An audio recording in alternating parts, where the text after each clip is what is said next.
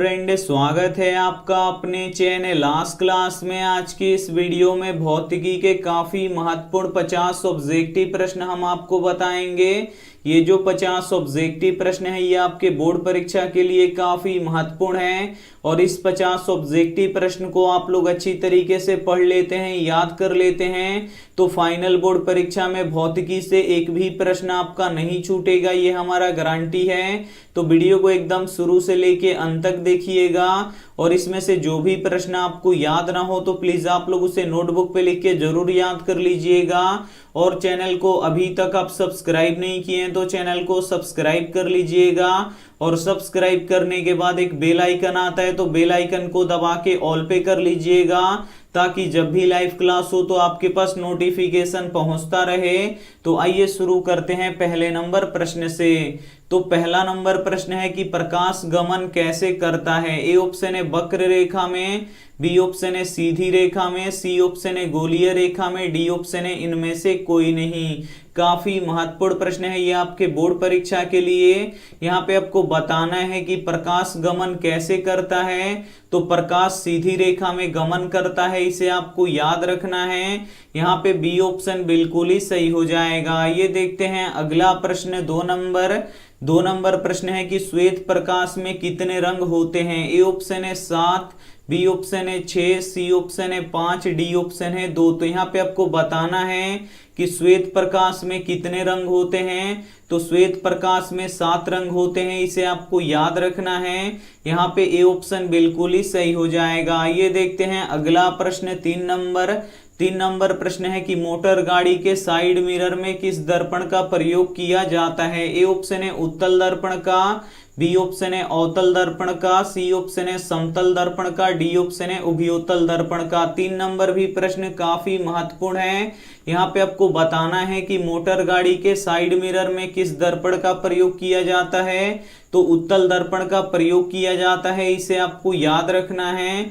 यहाँ पे A option बिल्कुल ही सही हो जाएगा। ये देखते हैं अगला प्रश्न 4 नंबर प्रश्न है कि जिस वस्तु का अपना प्रकाश होता है उसे क्या कहते हैं। ए ऑप्शन है अदीप्त, बी ऑप्शन है प्रदीप्त, सी ऑप्शन है दोनों, डी ऑप्शन है इनमें से कोई नहीं।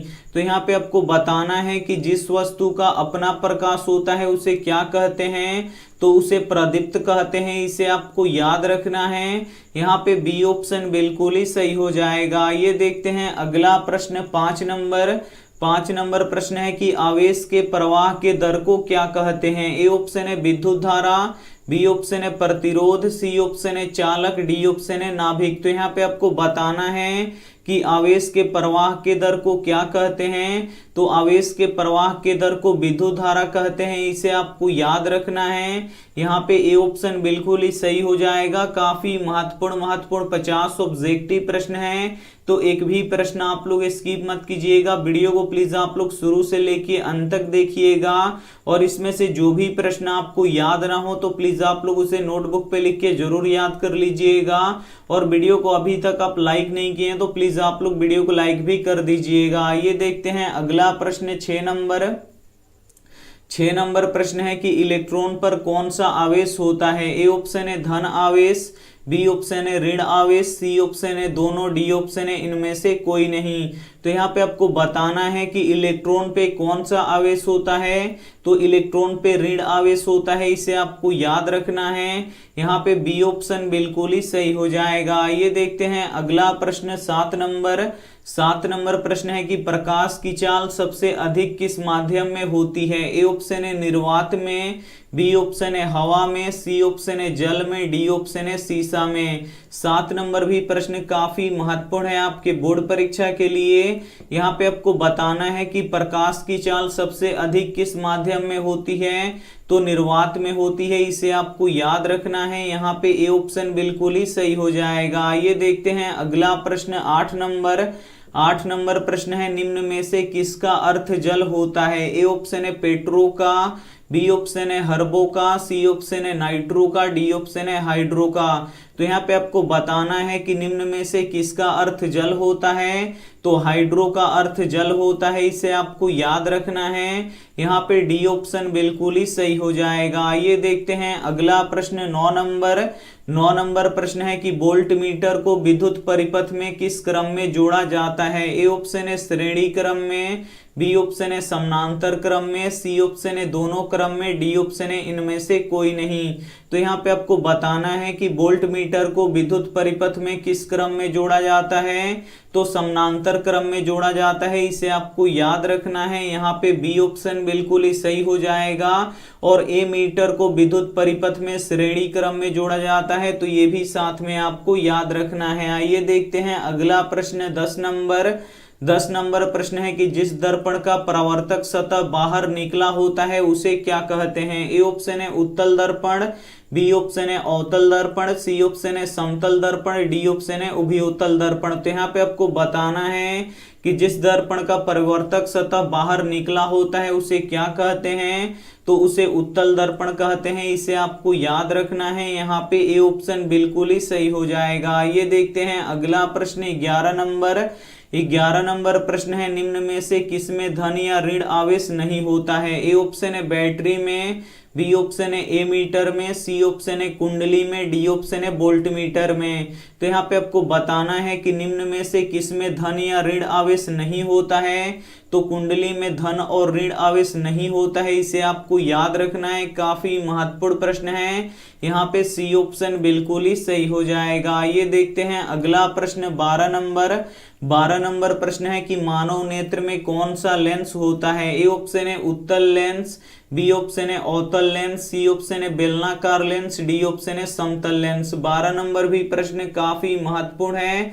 यहाँ पे आपको बताना है कि मानव नेत्र में कौन सा लेंस होता है। तो मानव नेत्र में उत्तल लेंस होता है, इसे आपको याद रखना है। यहाँ पे ए ऑप्शन बिल्कुल ही सही हो जाएगा। ये देखते हैं अगला प्रश्न 13 नंबर प्रश्न है कि स्पष्ट देखने की न्यूनतम दूरी कितनी होती है। ए ऑप्शन है 30 सेंटीमीटर, बी ऑप्शन है 25 सेंटीमीटर, सी ऑप्शन है 12 सेंटीमीटर, डी ऑप्शन है अनंत। तो यहाँ पे आपको बताना है कि स्पष्ट देखने की न्यूनतम दूरी कितनी होती है।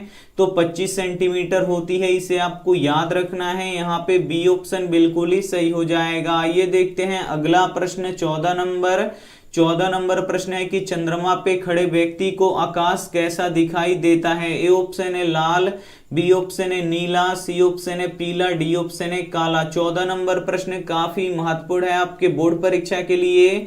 यहाँ पे आपको बताना है कि चंद्रमा पे खड़े व्यक्ति को आकाश कैसा दिखाई देता है।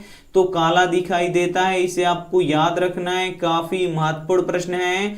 यहाँ पे डी ऑप्शन बिल्कुल ही सही हो जाएगा। ये देखते हैं अगला प्रश्न 15 नंबर प्रश्न है कि प्रकाश किस प्रकार का तरंग है। ए ऑप्शन है अनुप्रस्थ, बी ऑप्शन है अनुदैर्घ्य, सी ऑप्शन है दोनों, डी ऑप्शन है इनमें से कोई नहीं। 15 नंबर भी प्रश्न काफी महत्वपूर्ण है आपके बोर्ड परीक्षा के लिए। यहाँ पे आपको बताना है कि प्रकाश किस प्रकार का तरंग है। तो प्रकाश अनुप्रस्थ तरंग है, इसे आपको याद रखना है। यहाँ पे ए ऑप्शन बिल्कुल ही सही हो जाएगा। काफी महत्वपूर्ण 50 ऑब्जेक्टिव प्रश्न हम आपको बताएंगे और इस 50 ऑब्जेक्टिव प्रश्न को आप अच्छी तरीके से पढ़ लेंगे, याद कर लेंगे, तो फाइनल बोर्ड परीक्षा में भौतिकी से आपका एक भी प्रश्न नहीं छूटेगा, ये हमारा गारंटी है। तो वीडियो को एकदम शुरू से लेके अंत तक देखिएगा और वीडियो को लाइक नहीं किए तो प्लीज आप लोग वीडियो को लाइक भी कर दीजिएगा। ये देखते हैं अगला प्रश्न 16 नंबर प्रश्न है कि एक प्रिज्म कितने सतहों से घिरा होता है। ए ऑप्शन है 5, बी ऑप्शन है 7, सी ऑप्शन है 6, डी ऑप्शन है 3। तो यहाँ पे आपको बताना है कि एक प्रिज्म कितने सतहों से घिरा होता है। तो एक प्रिज्म 5 सतहों से घिरा होता है, इसे आपको याद रखना है। यहाँ पे ए ऑप्शन बिल्कुल ही सही हो जाएगा। ये देखते हैं अगला प्रश्न 17 नंबर प्रश्न है कि काल्पनिक प्रतिबिंब कैसा होता है। ए ऑप्शन है सीधा, बी ऑप्शन है उल्टा, सी ऑप्शन है दोनों, डी ऑप्शन है इनमें से कोई नहीं। तो यहाँ पे आपको बताना है कि काल्पनिक प्रतिबिंब कैसा होता है। तो काल्पनिक प्रतिबिंब सीधा सीधा होता है, इसे आपको याद रखना है। यहाँ पे ए ऑप्शन बिल्कुल ही सही हो जाएगा।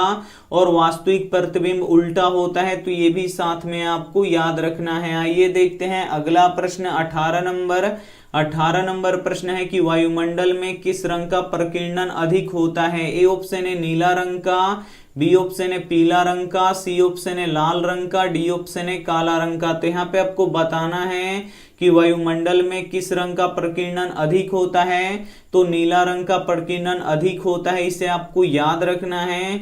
यहाँ पे ए ऑप्शन बिल्कुल ही सही हो जाएगा। आइए देखते हैं अगला प्रश्न 19 नंबर प्रश्न है कि वे किरण पुंज जो एक बिंदु से निकलकर फैलती है उसे क्या कहते हैं। ए ऑप्शन है समानांतर किरण पुंज, बी ऑप्शन है अपसारी किरण पुंज, सी ऑप्शन है अभिसारी किरण पुंज, डी ऑप्शन है ये सभी। तो यहाँ पे आपको बताना है कि वे किरण पुंज जो एक बिंदु से निकलकर फैलती है उसे क्या कहते हैं। तो उसे अपसारी किरण पुंज कहते हैं, इसे आपको याद रखना है।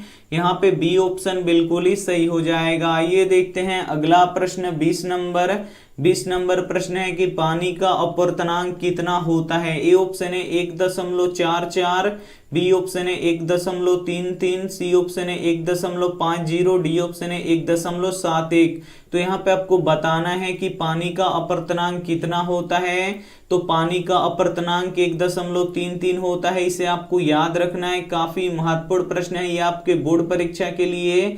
यहाँ पे बी ऑप्शन बिल्कुल ही सही हो जाएगा। आइए देखते हैं अगला प्रश्न 21 नंबर प्रश्न है कि प्रकाश की चाल सबसे पहले किसने ज्ञात किया। ए ऑप्शन है न्यूटन ने, बी ऑप्शन है गैलीलियो ने, सी ऑप्शन है रोमर ने, डी ऑप्शन है स्नेल ने। तो यहाँ पे आपको बताना है कि प्रकाश की चाल सबसे पहले किसने ज्ञात किया। तो रोमर ने ज्ञात किया, इसे आपको याद रखना है। काफी महत्वपूर्ण प्रश्न है ये आपके बोर्ड परीक्षा के लिए। यहाँ पे सी ऑप्शन बिल्कुल ही सही हो जाएगा। आइए देखते हैं अगला प्रश्न 22 नंबर प्रश्न है कि पुतली को नियंत्रित कौन करता है। ए ऑप्शन है रेटिना, बी ऑप्शन है आइरिस, सी ऑप्शन है नेत्रगोलक, डी ऑप्शन है कार्निया। तो यहाँ पे आपको बताना है कि पुतली को नियंत्रित कौन करता है। तो पुतली को नियंत्रित आइरिस करता है, इसे आपको याद रखना है। काफी महत्वपूर्ण प्रश्न है। यहाँ पे बी ऑप्शन बिल्कुल ही सही हो जाएगा। आइए देखते हैं अगला प्रश्न 23 नंबर प्रश्न है कि परमाणु के नाभिक में उपस्थित होते हैं। ए ऑप्शन है प्रोटॉन और न्यूट्रॉन, बी ऑप्शन है इलेक्ट्रॉन, सी ऑप्शन है प्रोटॉन, डी ऑप्शन है इनमें से कोई नहीं। तो यहाँ पे आपको बताना है कि परमाणु के नाभिक में उपस्थित होते हैं। तो परमाणु के नाभिक में क्या उपस्थित होते हैं। तो प्रोटॉन और न्यूट्रॉन उपस्थित होते हैं, इसे आपको याद रखना है।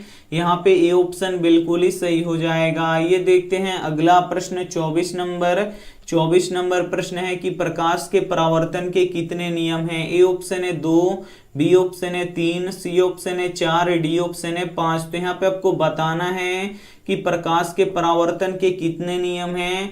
तो प्रकाश के परावर्तन के 2 नियम हैं, इसे आपको याद रखना है। यहाँ पे ए ऑप्शन बिल्कुल ही सही हो जाएगा। ये देखते हैं अगला प्रश्न 25 नंबर प्रश्न है कि प्रिज्म का अपवर्तन कोण कितने डिग्री का होता है। ए ऑप्शन है 30 डिग्री का, बी ऑप्शन है 60 डिग्री का, सी ऑप्शन है 45 डिग्री का, डी ऑप्शन है 90 डिग्री का। तो यहाँ पे आपको बताना है कि प्रिज्म का अपवर्तन कोण कितने डिग्री का होता है। तो प्रिज्म का अपवर्तन कोण 60 डिग्री का होता है, इसे आपको याद रखना है। काफी महत्वपूर्ण प्रश्न है। यहाँ पे बी ऑप्शन बिल्कुल ही सही हो जाएगा। काफी महत्वपूर्ण 50 ऑब्जेक्टिव प्रश्न हम आपको बताएंगे और इस 50 ऑब्जेक्टिव प्रश्न को आप लोग अच्छी तरीके से पढ़ लेंगे, याद कर लेंगे तो फाइनल बोर्ड परीक्षा में भौतिकी से आपका एक भी प्रश्न नहीं छूटेगा, ये हमारा गारंटी है। तो वीडियो को एकदम शुरू से लेके अंत तक देखिएगा और वीडियो को लाइक नहीं किए हैं तो प्लीज आप लोग वीडियो को लाइक भी कर दीजिएगा। ये देखते हैं अगला प्रश्न 26 नंबर प्रश्न है कि विद्युत शक्ति का एसआई मात्रक क्या होता है। ए ऑप्शन है वाट, बी ऑप्शन है वाट घंटा, सी ऑप्शन है यूनिट, डी ऑप्शन है ओम। तो यहाँ पे आपको बताना है कि विद्युत शक्ति का एसआई मात्रक क्या होता है। तो विद्युत शक्ति का एसआई मात्रक वाट होता है, इसे आपको याद रखना है। यहाँ पे ए ऑप्शन बिल्कुल ही सही हो जाएगा। ये देखते हैं अगला प्रश्न 27 27 नंबर प्रश्न है कि लेंस की क्षमता का एसआई मात्रक क्या होता है। ए ऑप्शन है डायोप्टर, बी ऑप्शन है मीटर, सी ऑप्शन है फोकस, डी ऑप्शन है एमीटर। 27 नंबर प्रश्न काफी महत्वपूर्ण है आपके बोर्ड परीक्षा के लिए। यहाँ पे आपको बताना है कि लेंस की क्षमता का एसआई मात्रक क्या होता है, तो डायोप्टर होता है, इसे आपको याद रखना है। यहाँ पे ए ऑप्शन बिल्कुल ही सही हो जाएगा। ये देखते हैं अगला प्रश्न 28 नंबर।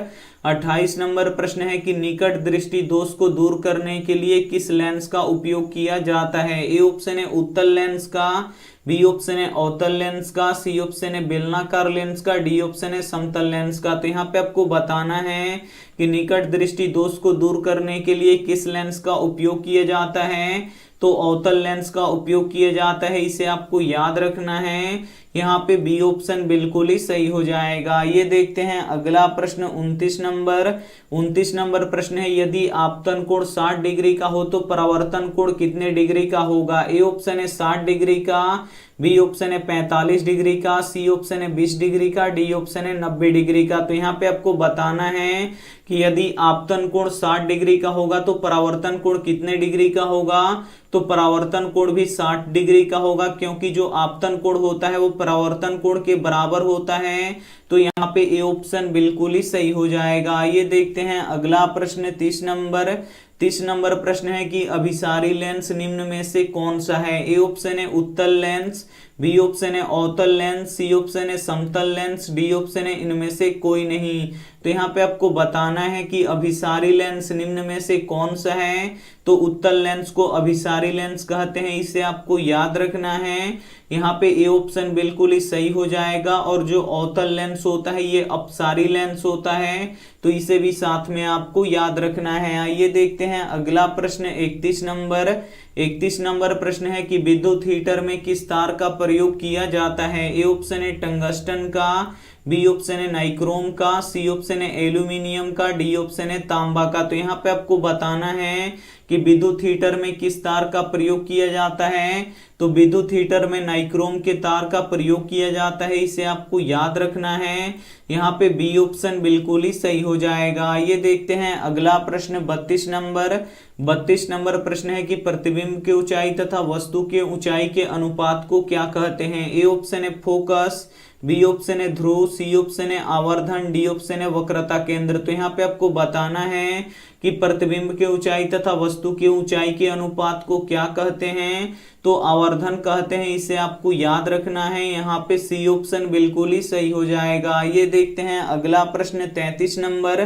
33 नंबर प्रश्न है कि परिपथ में विद्युत धारा किससे मापा जाता है। ए ऑप्शन है ए मीटर से, बी ऑप्शन है वोल्ट मीटर से, सी ऑप्शन है दोनों से, डी ऑप्शन है इनमें से कोई नहीं।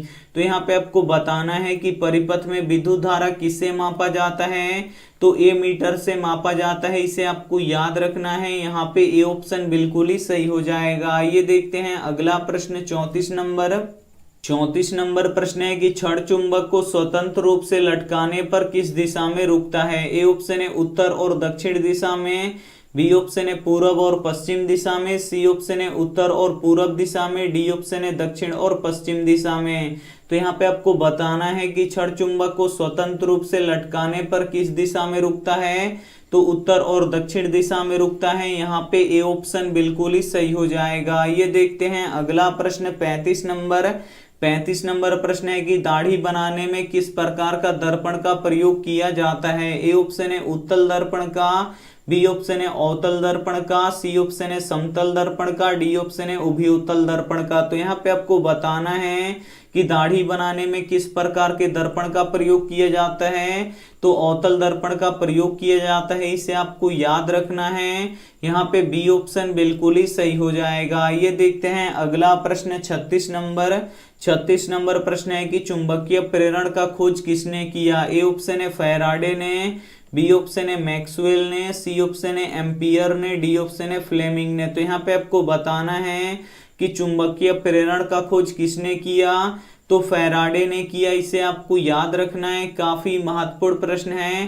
यहाँ पे ए ऑप्शन बिल्कुल ही सही हो जाएगा। ये देखते हैं अगला प्रश्न 37 नंबर प्रश्न है कि प्रकाश के अपवर्तन के दूसरे नियम को क्या कहते हैं। ए ऑप्शन है न्यूटन के नियम, बी ऑप्शन है स्नेल का नियम, सी ऑप्शन है परावर्तन के नियम, डी ऑप्शन है मेंडल के नियम। तो यहाँ पे आपको बताना है कि प्रकाश के अपवर्तन के दूसरे नियम को क्या कहते हैं। तो स्नेल का भी नियम कहा जाता है, इसे आपको याद रखना है। यहाँ पे बी ऑप्शन बिल्कुल ही सही हो जाएगा। ये देखते हैं अगला प्रश्न 38 नंबर प्रश्न है कि डायनेमो यांत्रिक ऊर्जा को किस रूप में बदलता है। ए ऑप्शन है ध्वनि में, बी ऑप्शन है विद्युत ऊर्जा में, सी ऑप्शन है सौर ऊर्जा में, डी ऑप्शन है रासायनिक ऊर्जा में। तो यहाँ पे आपको बताना है कि डायनेमो यांत्रिक ऊर्जा को किस रूप में बदलता है। तो विद्युत ऊर्जा में बदलता है, इसे आपको याद रखना है। यहाँ पे बी ऑप्शन बिल्कुल ही सही हो जाएगा। ये देखते हैं अगला प्रश्न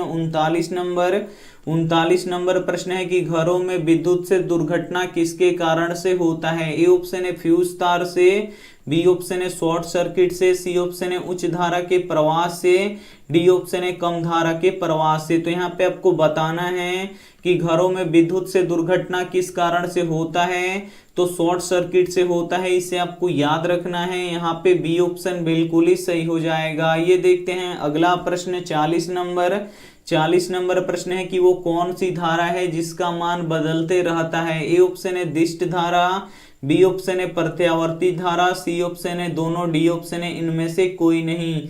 40 नंबर भी प्रश्न काफी महत्वपूर्ण है आपके बोर्ड परीक्षा के लिए। यहाँ पे आपको बताना है कि वो कौन सी धारा है जिसका मान बदलते रहता है। तो प्रत्यावर्ती धारा का मान बदलते रहता है, इसे आपको याद रखना है। यहाँ पे बी ऑप्शन बिल्कुल ही सही हो जाएगा। ये देखते हैं अगला प्रश्न 41 नंबर प्रश्न है कि तारे क्यों टिमटिमाते हैं। ए ऑप्शन है वायुमंडलीय अपवर्तन के कारण से, बी ऑप्शन है वर्ण विक्षेपण के कारण से, सी ऑप्शन है प्रकाश के प्रकीर्णन के कारण से, डी ऑप्शन है इनमें से कोई नहीं। तो यहाँ पे आपको बताना है कि तारे क्यों टिमटिमाते हैं। तो वायुमंडलीय अपवर्तन के कारण तारे टिमटिमाते हैं, इसे आपको याद रखना है। यहाँ पे ए ऑप्शन बिल्कुल ही सही हो जाएगा। ये देखते हैं अगला प्रश्न 42 नंबर प्रश्न है कि किस रंग का तरंगदैर्घ्य सबसे अधिक होता है। ए ऑप्शन है लाल रंग का, बी ऑप्शन है हरा रंग का, सी ऑप्शन है ब्लू रंग का, डी ऑप्शन है बैगनी रंग का। तो यहाँ पे आपको बताना है कि किस रंग का तरंगदैर्घ्य सबसे अधिक होता है।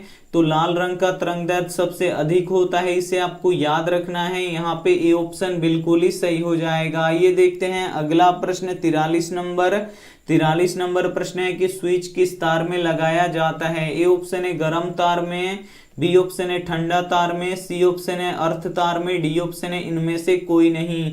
तो यहाँ पे आपको बताना है कि स्विच किस तार में लगाया जाता है। तो स्विच हमेशा गर्म तार में लगाया जाता है, इसे आपको याद रखना है।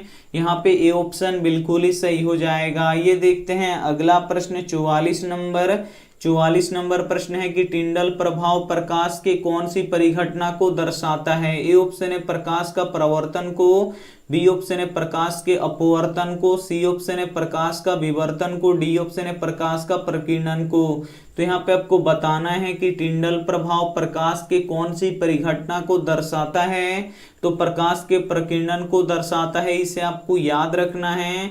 यहाँ पे डी ऑप्शन बिल्कुल ही सही हो जाएगा। ये देखते हैं अगला प्रश्न 45 नंबर प्रश्न है कि चुंबकीय क्षेत्र रेखाएं किस ध्रुव से निकलती हैं। ए ऑप्शन है उत्तरी ध्रुव से, बी ऑप्शन है दक्षिणी ध्रुव से, सी ऑप्शन है किसी भी ध्रुव से निकल सकती है, डी ऑप्शन है इनमें से कोई नहीं। तो यहाँ पे आपको बताना है कि चुंबकीय क्षेत्र रेखाएं किस ध्रुव से निकलती हैं। तो उत्तरी ध्रुव से निकलती हैं, इसे आपको याद रखना है। यहाँ पे ए ऑप्शन बिल्कुल ही सही हो जाएगा। ये देखते हैं अगला प्रश्न 46 नंबर प्रश्न है कि इलेक्ट्रॉन पर आवेश कितना होता है। तो यहाँ पे आपको बताना है कि इलेक्ट्रॉन पे कितना आवेश होता है।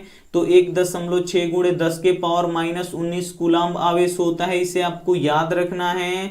यहाँ पे ए ऑप्शन बिल्कुल ही सही हो जाएगा। ये देखते हैं अगला प्रश्न 47 नंबर प्रश्न है कि लेंस बनाने में किसका प्रयोग नहीं किया जाता है। ए ऑप्शन है मिट्टी का, बी ऑप्शन है प्लास्टिक का, सी ऑप्शन है पानी का, डी ऑप्शन है कांच का। तो यहाँ पे आपको बताना है कि लेंस बनाने में किसका प्रयोग नहीं किया जाता है, तो लेंस बनाने में मिट्टी का प्रयोग नहीं किया जाता है, इसे आपको याद रखना है।